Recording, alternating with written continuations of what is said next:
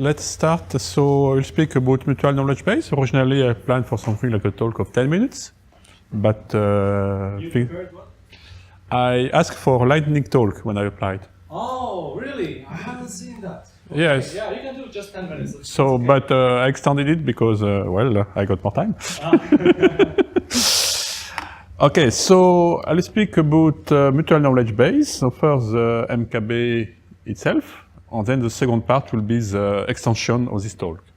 So what we'll need is for secure data system. So we have secure data system resistant tampering. Why do we need that? We need that for backup systems, censorship resistant publication system, and let's say, of course, the main interest here, but I mean there is also financial transactions. So the classic system to that is to use blockchain to address this problem. So you have several, as we all know, you have several issues with blockchain. One, the scaling problem, latency problem, and electricity consumptions for the proof of work techniques. So these are real problems, and you want solutions that are less exposed to that. So the solution that we address, so is you have difference between mutual knowledge and common knowledge. Common knowledge is a common solution used by blockchain. So it's knowledge that everyone knows, that everyone knows, that everyone knows. So basically, in blockchain, you have this serial approach that every whole set of millions of computers are behaving like a single computer doing some operation at the same time. So for example, this is used for storing data by the nervous system. They have this CKB, common knowledge base, that they provide. Now, what we do is something weaker, which is a mutual knowledge base, where actually we send data to the other node, and they provide their signature with the gossip protocol, and then when the majority of nodes have recorded the transactions, then they accept it or not.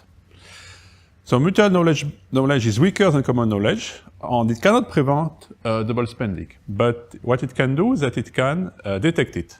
So in that respect, the mutual knowledge base can act as a smart code registry for smart contract. Now, what is design of system? You have a number of registrars which store the data, so the knowledge base. And they are communicating between themselves and providing information with the gossip protocol. So we are using SSCP 256K1 signature, just like Ethereum. And for each registrar, you have a number of topics to which they are subscribed or not. And for each topics, you have a retention policy, how many throughput do you allow, how many latency, how many messages per second, and so on. And the seed cost to that. So data is stored using ROX's DB. So in the previous talk, it was Hyperledger mentioned LabelDB. And ROXDB is one of the spin-off, of this project. Communication is done via JSON RPC, just like just like Ethereum with the get nodes. So API of the MKB. So it's done. What we want is something very primitive with little operations and little possibility of errors. So possible operation of the system. So you can have topic creation and removal. You can have user creation and removal. And you can provide information to registrar from a topic. You can query the registrar and get information from this topic. So everything is done by hash to translate the operations and register data to the system. And you can retrieve the full history that are stored. And that's it. We want something simple that is not too complicated.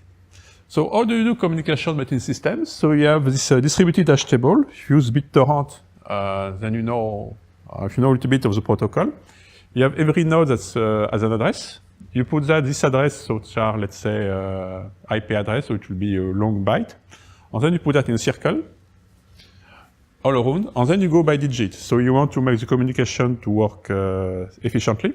So you take the first digit, and then you make direct connection to the first digit. And then if you have two addresses with the same digit, then you do this adjacent. And then by doing that, you can get something which is workable and efficient. Now, the thing for mutual knowledge base, you want something that is prevent tampering. And the idea of that is to use verifiable random functions. You can make this hash table random by using some element of random which is actually controlled, which can be verified to be honest. Okay?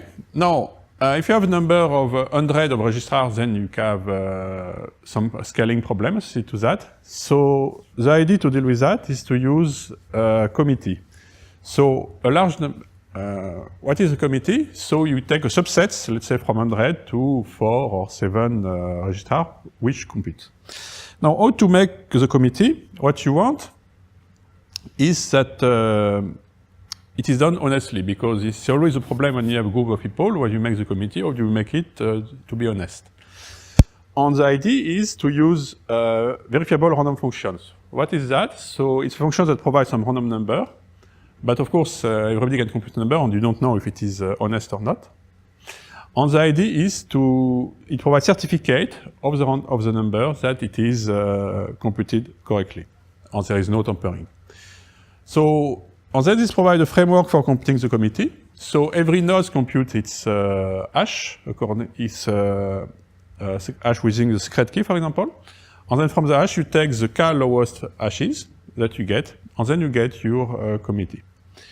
So if you want to get signatures, then you have another technology that exists. So you have multi-signature. So you have, let's say, medium signatures. Let's say if you have 4 people, you can require that only 3 of them provide a signature of that, of their agreement. And then you can use that for providing proof of committing to the MKB. Now, how is it programmed? It's programmed in Rust. So it's, well, it's a technical talk.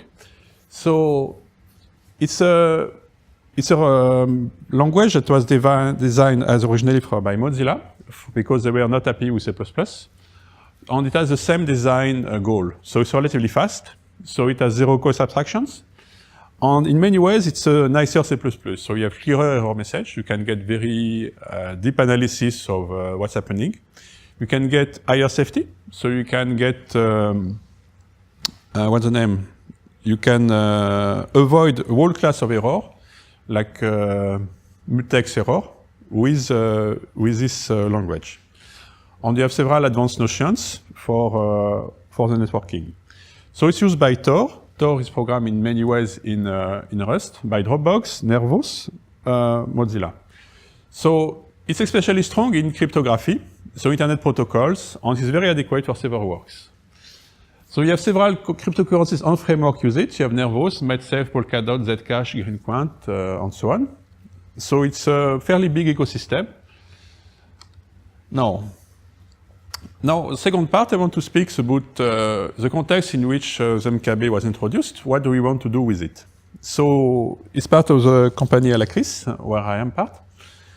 And the goal of the MKB is for sidechain construction. So you know that, as we know, blockchain have major problems.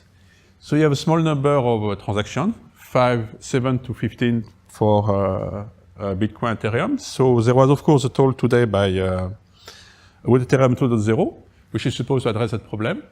But in any case, at the present time, what we have is something very slow and inefficient, because transactions are computed on millions of computers at the same time, or million, I don't know, but many times for the same result, to check that we get the same result.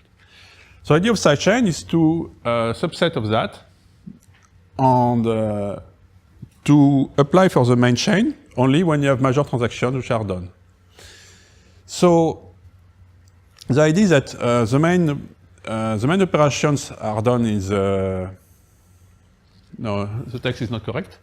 So most operations are done on the sidechain, and then from time to time we commit to the main chain the result that we have done, and then you want to take that. So when you have this kind of construction, what you get a hierarchy of confirmations.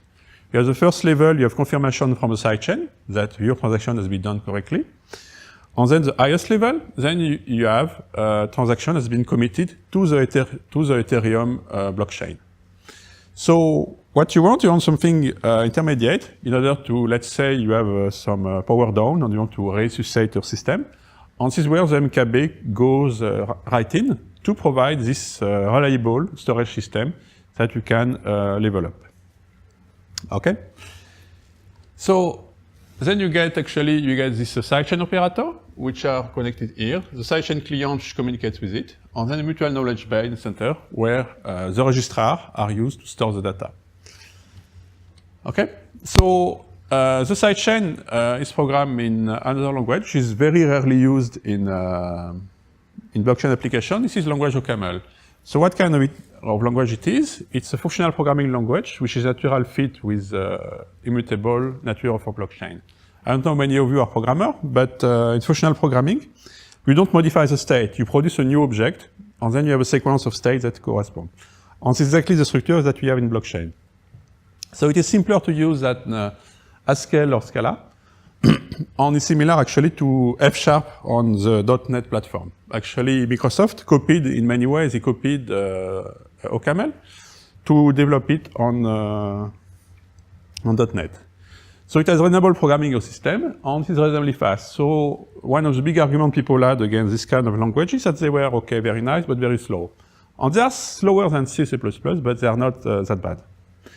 So it was invented by INRIA, developed by in Cambridge, UK, and used by the hedge fund GenStreet.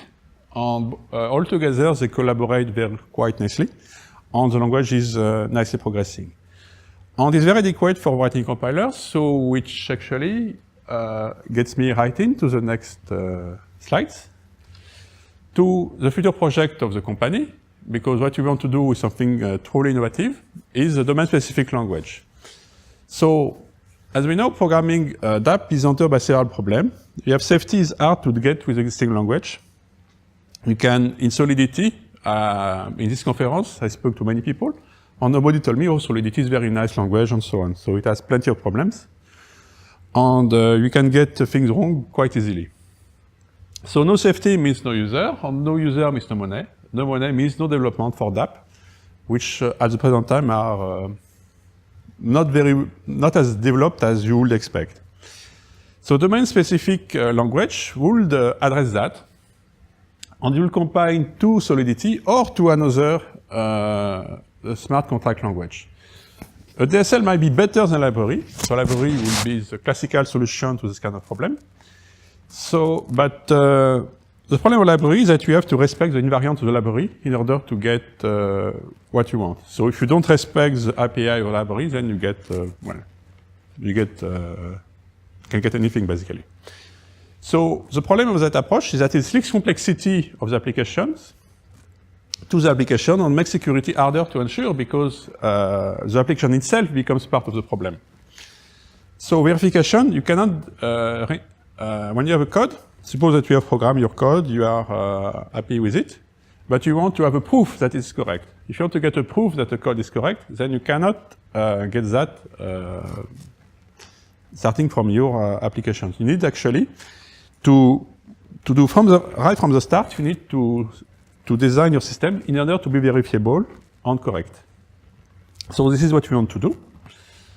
And why is it important?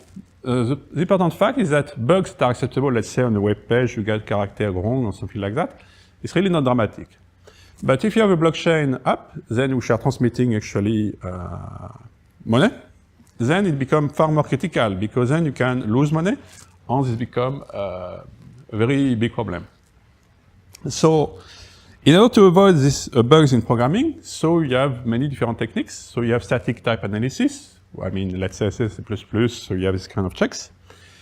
Unit test, regression test, end-to-end test. When you test the whole functionality of your program, you check it. Warning, sanitizer, leak analysis. But the problem of those languages, of those techniques, they will find some bugs, but they will not prove the absence of bugs.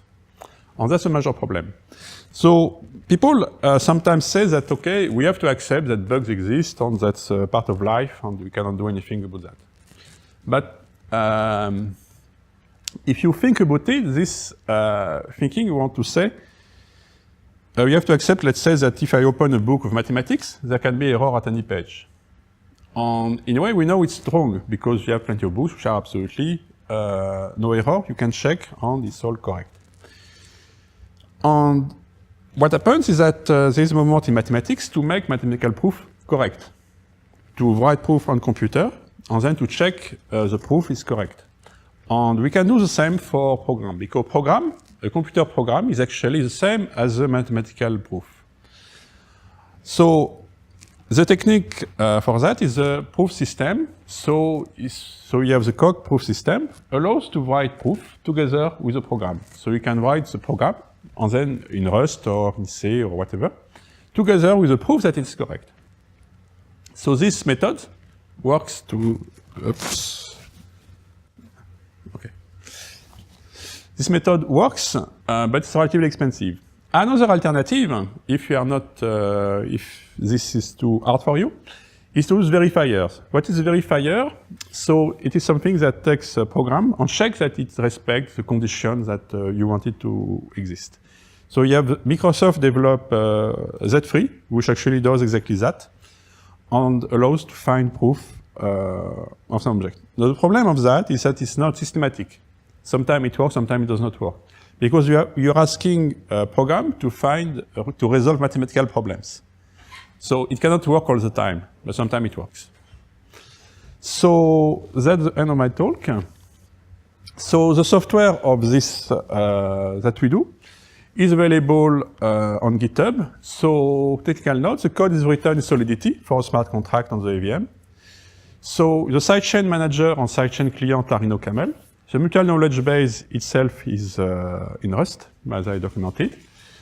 And the underlying structure for all that is hosted in Docker and can be readily used. Thank you very much.